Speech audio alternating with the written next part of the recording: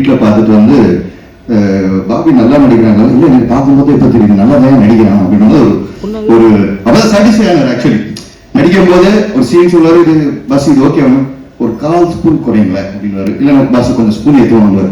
So இந்த மாதிரி தான் வந்து நானும் வந்து சுதுகோவில் வந்து ஒர்க் பண்ணோம். சிவி சார் சுதுகோம் டு சம்பளம் என்னால் மறக்கவே முடியாது. என்ன சுதுகோம் டு சாரி சிவா வந்துச்சா?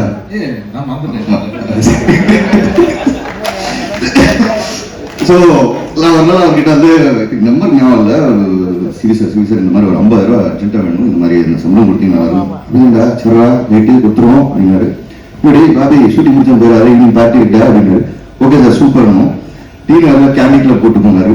எல்லாம் பிடிச்சோம், ஜாலியாக இருந்தோம், எல்லாம் முடிச்சு சாரி சார் முடிஞ்சோடனே என்னடா நீ கேட்ட 50,000 ரூபா இந்த 40,000 ரூபா பில்லு பார்ட்டி நீ தான் கொடுத்துருக்கேன், அந்த கழிச்சுக்க நான் 10,000 எடுத்துக்கேன்.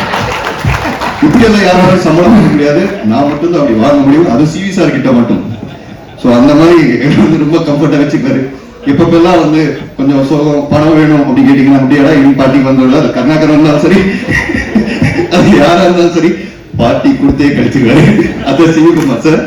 அண்ட் ஃபைனலி டைம்ல நல்லா தேங்க்யூ ஸோ மச். அண்ட் இந்த படம் மிகப்பெரிய வெற்றியா அமையும் நிச்சயமா, அது எந்த டவுட்டும் இல்லை. ஏன்னா அதுல நடிச்சிருக்கிறது யாருன்னா அகில இந்திய சூப்பர் ஸ்டார் நம்ம சிவா சார். ஏன்னா சில கேரக்டர்ஸ் மட்டும் சில பேரால மட்டும் பண்ண முடியும், அது வந்து சிவால மட்டும்தான் சில கேரக்டர்ஸ் பண்ண முடியும். அந்த மாதிரி இந்த கேரக்டர் அமையும் குருநாத் என்ற கேரக்டர்ன்றது நான் ஸ்ட்ராங்கா பிலீவ் பண்றேன். அண்ட் கருணாகரன் நீதான், உங்களுக்கு வந்து வேற ஆப்ஷனே கிடையாது, தட் இஸ் கருணாகரன். ரொம்ப எக்ஸ்பெக்ட் பண்ணேன் சார் இந்த படத்தை, ஹோல் டீம் மொத்த காசு எல்லாத்துக்கும் வாழ்த்துக்கள்.